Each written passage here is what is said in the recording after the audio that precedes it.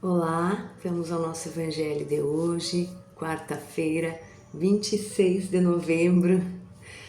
Vamos fechar os nossos olhos e elevar o nosso pensamento a Deus, ao nosso Mestre Jesus, em gratidão por tudo que recebemos, pelo presente da nossa vida, da nossa existência, por termos aberto os olhos mais este dia, pelo presente da vida.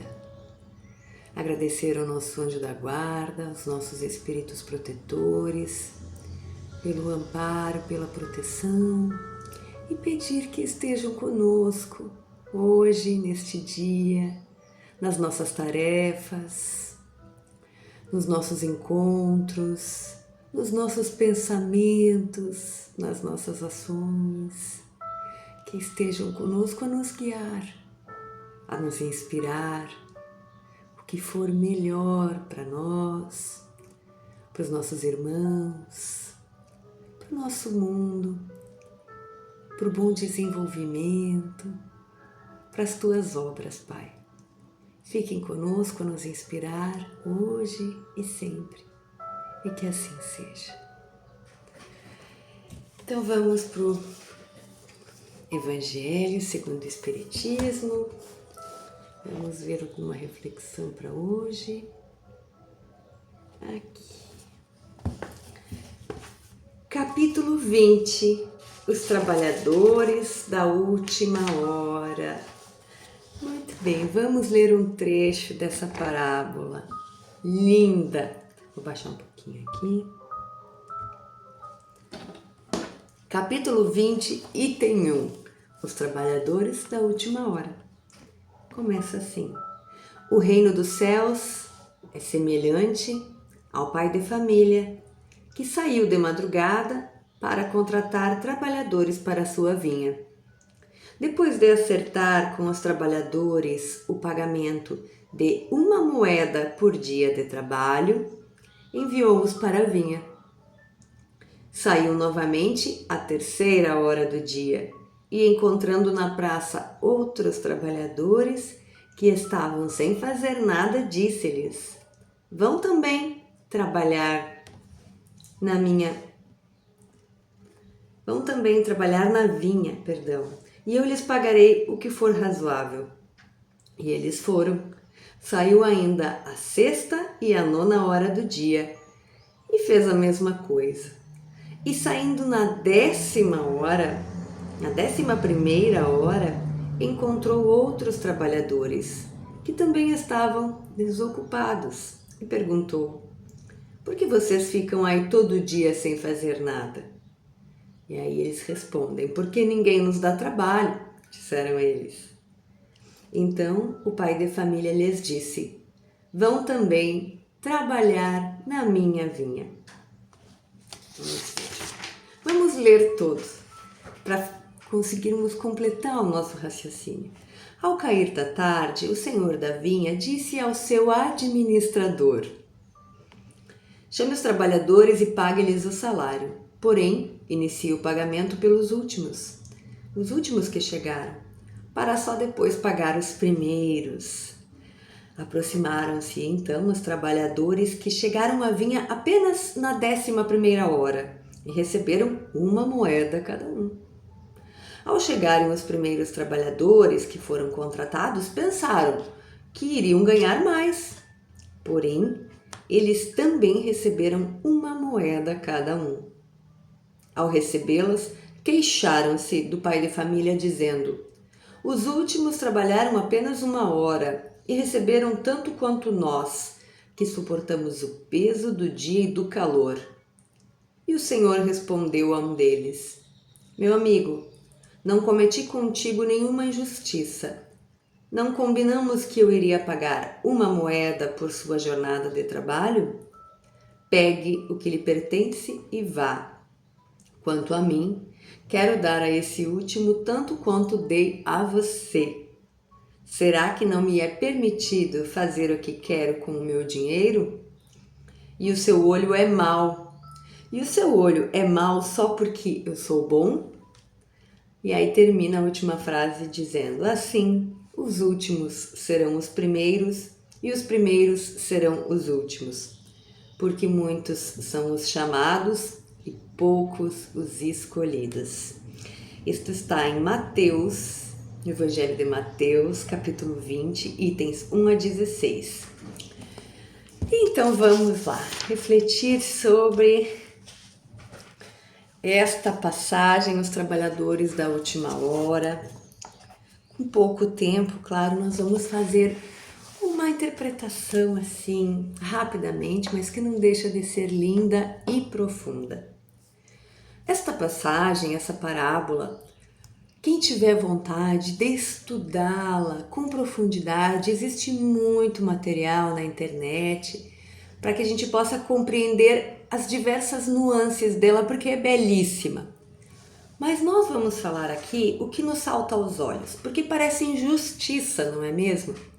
Que os que chegaram à primeira hora, que é ali no histórico, por volta entre 6 e 7 da manhã, e os trabalhadores da última hora chegaram ali às 5, vamos colocando assim os termos de hoje, para que nós possamos entender. Chegaram às 5 e trabalharam até às 6, portanto teriam trabalhado somente uma hora, enquanto os primeiros trabalharam todo dia. E todos receberam o mesmo um denário, que seria o equivalente na época ao pagamento do dia numa pessoa, né? Uma moeda de prata. Então parece injustiça, tanto que os próprios trabalhadores reclamaram com o administrador, né? Quem é o administrador da vinha? Jesus. Quem é o dono da vinha que saiu a buscar? Deus, nosso Pai. O que quer dizer aqui? Que os últimos trabalhadores foram os que chegaram na hora crucial. E eles trabalharam mais. Portanto, não é a quantidade, e sim a qualidade do que fazemos. Esse é o eixo central da mensagem desta parábola tão linda. E não é verdade? Não é muitas vezes não percebemos que ficamos anos e anos fazendo uma tarefa, mas nos acomodamos. Ficamos ali, como a gente diz, no automático, fazendo aquilo, só mais do mesmo, indo só porque já na obrigação, desenvolvendo aquela tarefa, e de repente chega alguém com, como a gente fala assim, com aquele ânimo e muda as bases. Revoluciona, acontece, às vezes faz em um mês o que em 10 anos não foi feito. É disso que se trata esta passagem. E nos convida a sermos trabalhadores da última hora. Existem muitas outras interpretações que nós poderíamos trazer aqui. A última hora também seria o momento final da produção do vinho. O momento, portanto, onde sai o líquido mais precioso.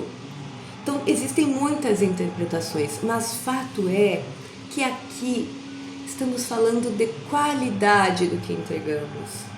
Porque muitos são os chamados e poucos os escolhidos. Quem será o escolhido da vinha? E vamos ver que parece uma injustiça, mas o dono da vinha até que foi justo, porque se ele fosse avaliar por produtividade, o trabalhador da última hora entregou mais. Portanto, quizá até merecesse receber mais o que trabalhou somente uma hora, porém entregou muito mais do que aquele que passou todo dia e entregou praticamente a mesma coisa. Claro que aqui também fica que Deus sabe da boa vontade de cada um e cada um entrega conforme pode. Não é só quantidade também, né? Não é só quantidade, é a qualidade do que conseguimos entregar. E essa qualidade está relacionada à nossa boa vontade do coração. E isso Deus sabe. Por isso que todos são chamados, muitos, mas poucos os escolhidos. porque poucos de nós estamos com uma boa vontade sincera no coração de entregarmos o quê? O nosso melhor. E é só isso que o dono da vinha, Deus, pede para nós todos os dias. Linda, né? Essa parábola dá pra gente ficar estudando infinitamente. É uma joia. Todas as passagens são joias, mas essa toca a gente, né? Vamos para uma pergunta do Livro dos Espíritos. Vamos ver. A reencarnação. Pergunta 378. De que modo a desorganização do cérebro de um doente mental reage sobre o espírito após a morte do seu corpo físico? Vamos ver, essa foi a pergunta que Kardec fez aos espíritos. Vamos ver a resposta. A desorganização cerebral reage sobre o espírito como espécie de lembrança, como um peso que lhe oprime. Desse modo, como ele não tem a compreensão de tudo o que se passou durante a sua loucura, precisará sempre de algum tempo para recobrar a plena lucidez. Pode-se dizer que, quanto mais longa for a loucura no curso da vida terrena, mais tempo durará o sentimento de opressão e constrangimento após a morte. O espírito, mesmo desligado do corpo físico, se ressente por algum tempo da impressão que o corpo deficiente lhe causava. Então, aqui está se referindo a quando nós reencarnamos num estado aqui de alguma limitação do corpo físico, no caso aqui uma limitação, né, de alguma no cérebro. Então passamos ali reencarnados com o cérebro com algum distúrbio. O que acontece quando desencarnamos? Essa é a pergunta. Os espíritos explicam a Kardec que demora um tempo para que o espírito se reorganize e vá recobrando a lucidez aos poucos, né? Não é que desencarna e instantaneamente se recobra toda a lucidez do que aconteceu com ele na última reencarnação e nas anteriores. Não é assim. Como deu uma doença, ele vai se recuperando lentamente, recobrando a consciência lentamente do seu espírito, porque lembramos que o espírito está perfeito. Ele só estava numa condição necessária ali a algum aprendizado. Então, aos poucos, com acompanhamento da espiritualidade, o que for necessário para o amadurecimento, para o crescimento daquele espírito, aos pouquinhos ele vai recobrando, né, a sua consciência, se reorganizando até estar pronto novamente. Vamos encerrar. Quem quiser pegar sua água, vamos fechar os olhos e agradecer a Deus por esta bela mensagem de hoje, pela vida. Jesus, nosso Mestre, que nos trouxe tantos ensinamentos. Agradecer a espiritualidade amiga que nos acompanha e pedir que eles permaneçam conosco durante o dia de hoje e para todo sempre. Que assim seja. Tchau, tchau.